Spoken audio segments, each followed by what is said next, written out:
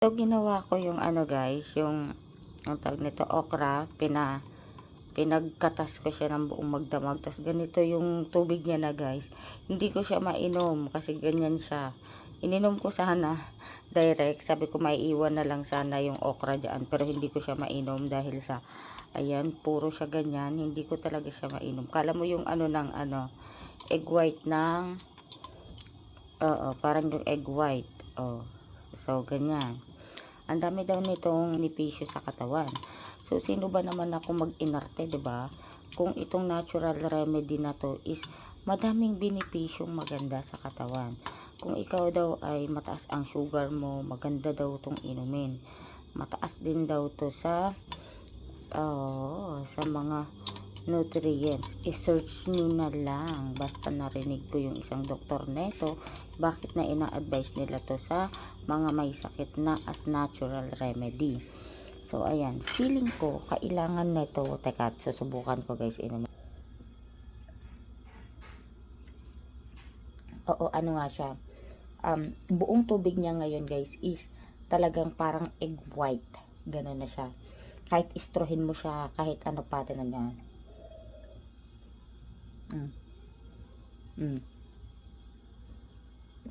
Hindi siya nalalaglag. Kasi nga, para siyang egg white. Pag ininom nyo siya, puputulin mo siya para malunok mo siya. Kasi buong tubig siya, magkakasama siya lahat. Eh. Tignan mo.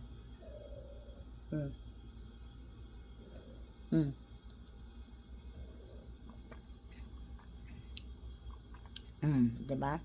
So, sino ba naman ako mag-iinarte, diba? Kung grabe ang benefits nito sa katawan, hindi ako pwede mag-inarte. Inumin ko talaga to. Kaya ako to ginawa, guys, na mag-ano siya, magpaganito. Kahit yan, once a week man lang, diba? Kasi maganda daw ito sa katawan.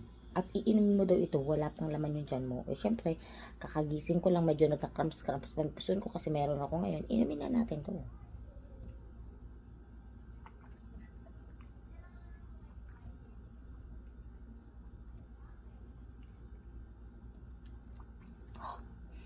Para ka nagiinom ng ano, ng itlog na puti. Ay, egg white. Alam niyo yun, yung pinifacial. Diba, yung egg white. Ayan o. Dito ko nilalagay lagi yung mga nutritious or kung nakikita nyo lagi nagbe-blend ako, dito ko lagi nilalagay. Ito ang aking super, talaga, lalagyan. So, kailangan ko itong ubusin guys. Pinagkatas ko to ng buong magdamag. And super katas niya talaga.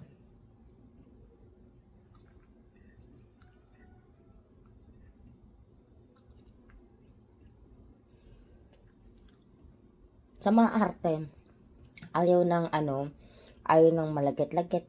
Kasi malagkit talaga siya guys eh. Ayaw ng malagkit. Ayaw ng, ang tawag nito, malapot. Diba? Make sure na hindi kayo magkakasakit para hindi nyo to inumin, diba? Una, magkaroon kayo ng no choice, gano'n. Ako, wala naman ako guys sakit and hopefully hindi ako magkasakit. Pero hindi talaga ako maarte, hindi ako maarte. So, kung ang okra nga, piniprito ko lang yan or nilalaga tapos kinakain ko, diba? Oh, why not this? Oh, kaunti na lang siya guys. Alam nyo, ito daw, sabi nga nila, diba? Bakit hindi na lang natin kainin yung okra, diba? Sabi nila. Pero alam nyo guys, mas grabe daw yung benefits nito kana pinagkakatas daw siya. So, ako ba? Never ako nag-inarte pag sinabing manutrients yan, ma-benefits yan. Go, let's go.